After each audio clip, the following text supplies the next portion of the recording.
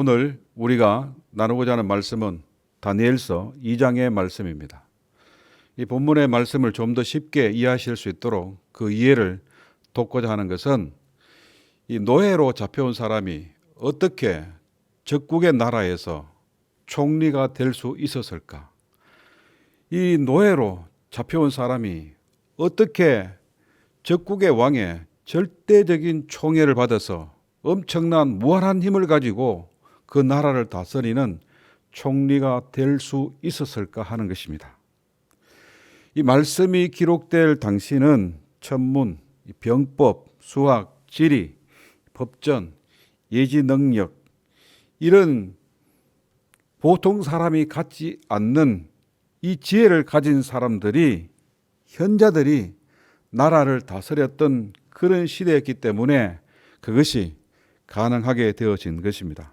중국 삼국지에 나오는 이 제갈 곤명과 같은 현자들이 활동하는 그런 격이었기 때문에 성경에 나타나는 요셉이 다니엘 같은 현자들, 지혜자들이 남의 나라에서 총리가 되어지는 것이 전혀 이상하지 않았던 것입니다.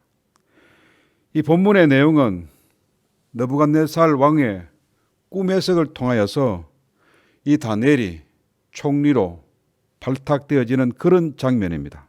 전장에서는 하나님께서 다니엘을 사용하신 이유가 신앙적인 이유, 그 믿음에 근거하여서 신앙적인 것을 강조하였다면 본장에서는 다니엘의 인격됨, 사람됨, 탁월한 그의 리더십을 부각시키면서 총리로 이 부각되어지는, 이 발탁되어지는 것이 당연한 것이었음을 성경은 말씀하고 있습니다. 먼저 이 다니엘의 인격을 보면 느부갓네살 왕은 자신이 잊어버린 꿈을 해석하지 못한다고 분기탱천하여서 바벨론에 있는 모든 술객들, 모든 박사들, 모든 지혜자들을 모조리 죽여버리라고 노발대발하였던 것입니다. 이 왕의 명령을 받은 근위대장 아리옥이 이 바벨론의 술사와 박사들, 지혜자들을 모두 죽이려고 하고 있습니다. 이 아리옥이 마침내 다니엘에게까지 체포하러 온 것이었습니다. 이때 다니엘은 아주 유순한 말로 아리옥을 진정시키고 있습니다. 왕의 명령이 왜 이리 급합니까? 시간을 준다면, 시간을 허락한다면 왕의 꿈을 해석할 수 있을 것이라고 말하고 있습니다. 만약 다니엘이 사형을 집행하러 온 근위대장 아리옥에게 이 바벨론의 술객이나 박사들, 지혜자들처럼 나름대로 이 불합리한 처사에 대하여서 핏대를 올리면서 항변했다라면, 왕이 부당하다고, 왕이 야만적이라고 이 감정에 사로잡혀서 왕을 비난했다면, 항변했다면 이 다니엘은 그 자리에서 처형되었을 것입니다. 다니엘은 항거하지 않습니다. 항변하지 않습니다. 여유를 가지고 부드럽게 유순한 말을 가지고 대응하고 있는 것이었습니다. 그는 모든 것을 하나님께 맡기고 있었던 것입니다. 그의 유순함이 심판을 중지시켰고 그의 공손함이 죽음의 사자의 진노를 잠재우게 되어진 것이었습니다.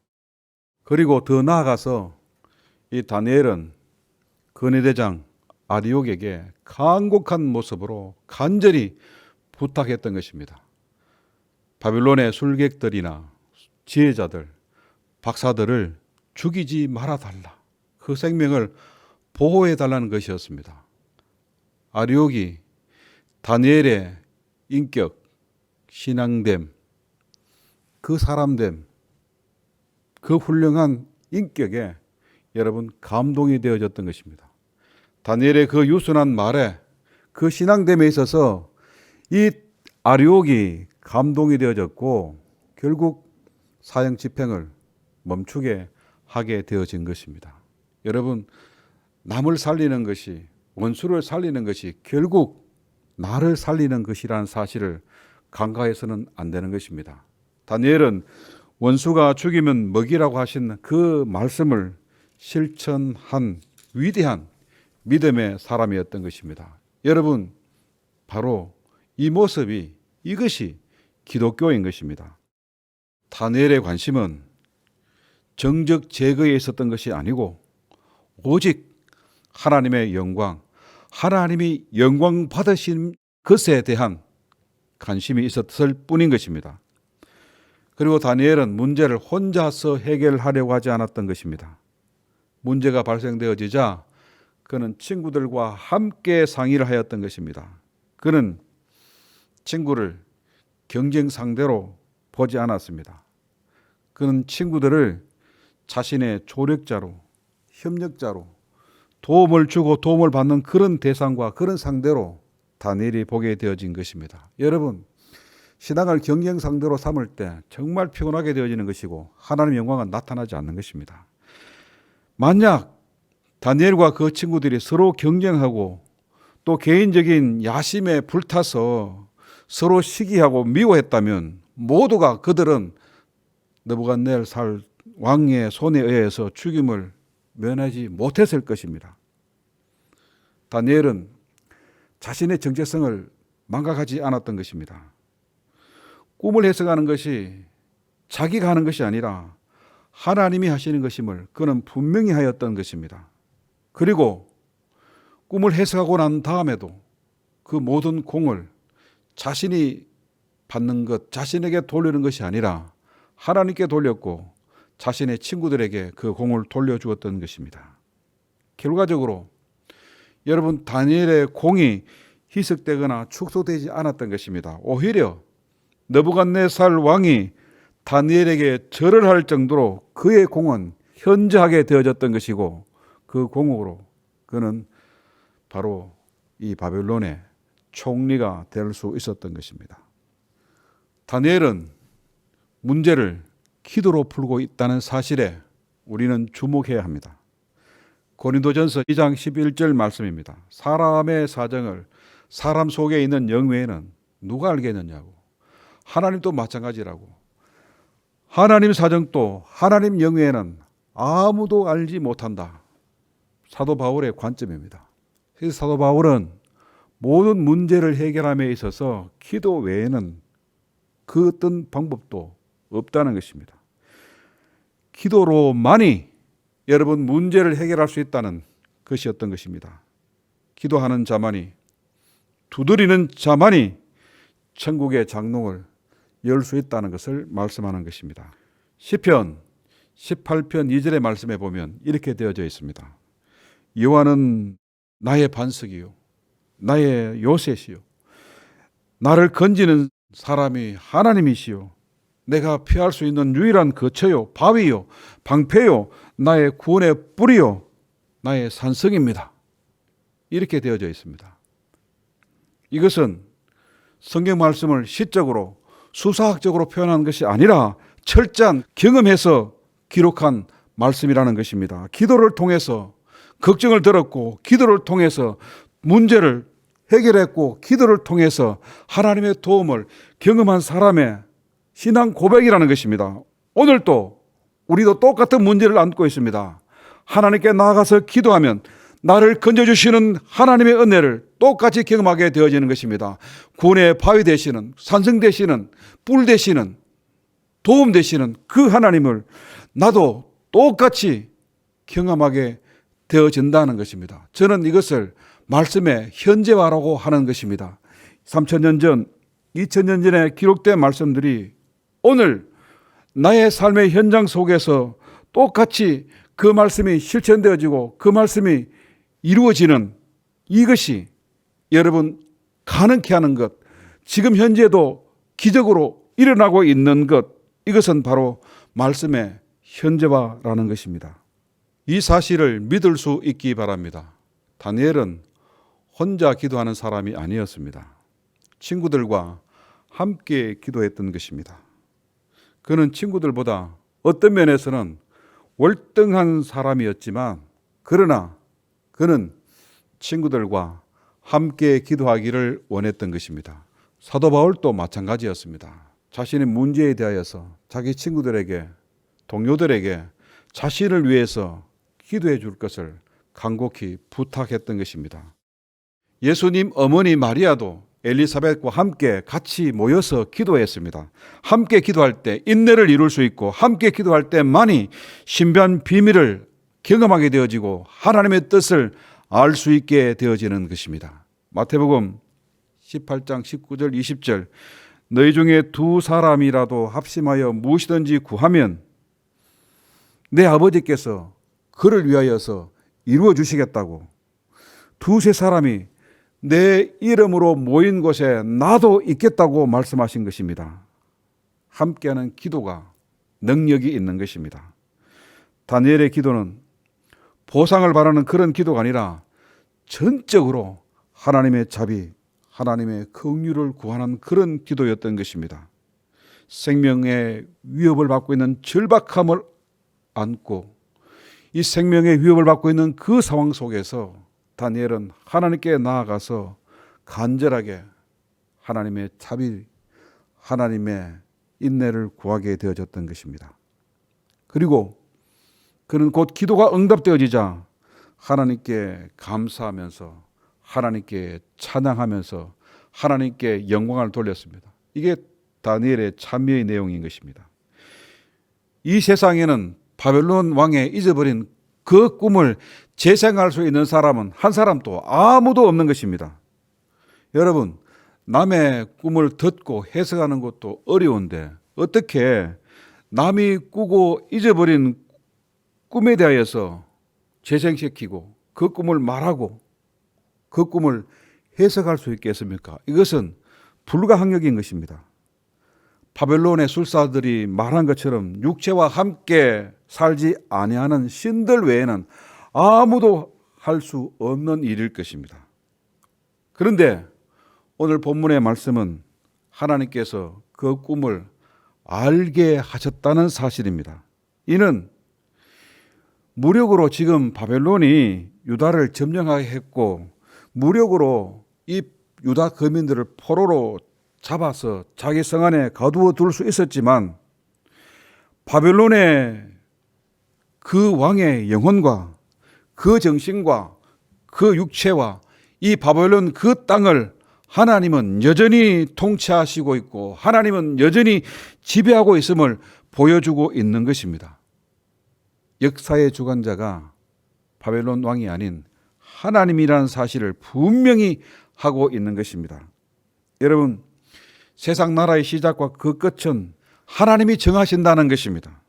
세상의 역사는 여러분 찰나적인 것이고 순간적인 것이고 유한한 것이지만 하나님의 나라는 영원하다는 사실을 말씀하고 있는 것입니다.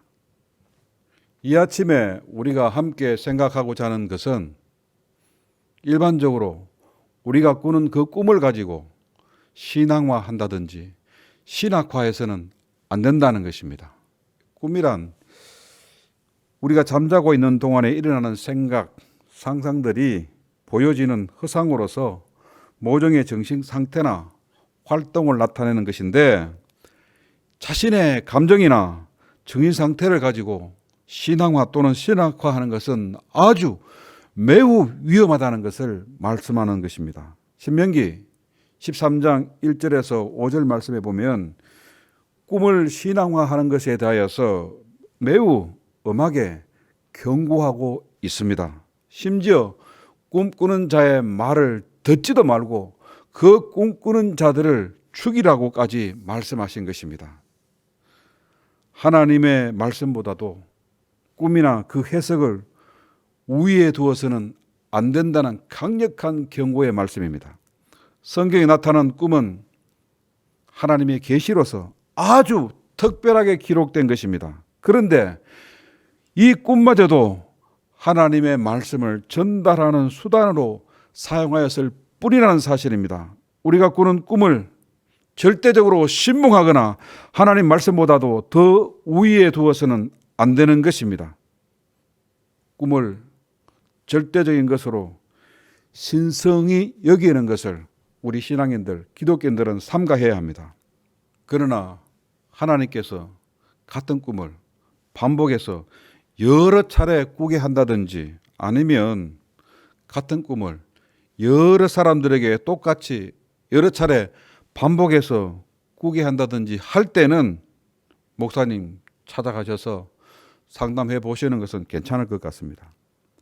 하나님께서 꿈을 통하여서 말씀을 분명히 하고자 하신 그런 시대는 이미 끝났고 지나가 버렸습니다. 하나님의 계시는 기록된 성경의 말씀과 오직 예수 그리스도 외에는 여러분 계시하지 않는 것입니다.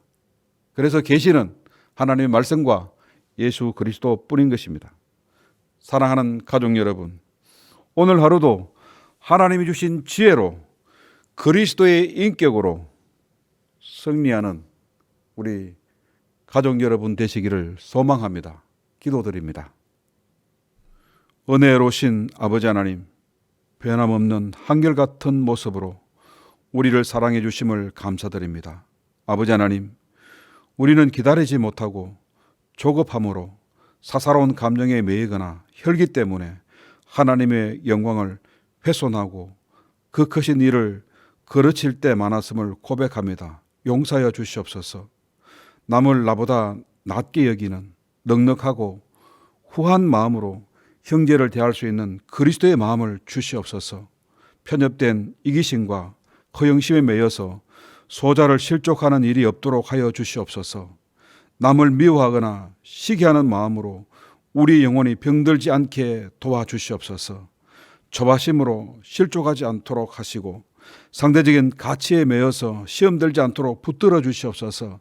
언제나 감사하며 받은 바를 나눌 수 있는 믿음을 주시옵소서.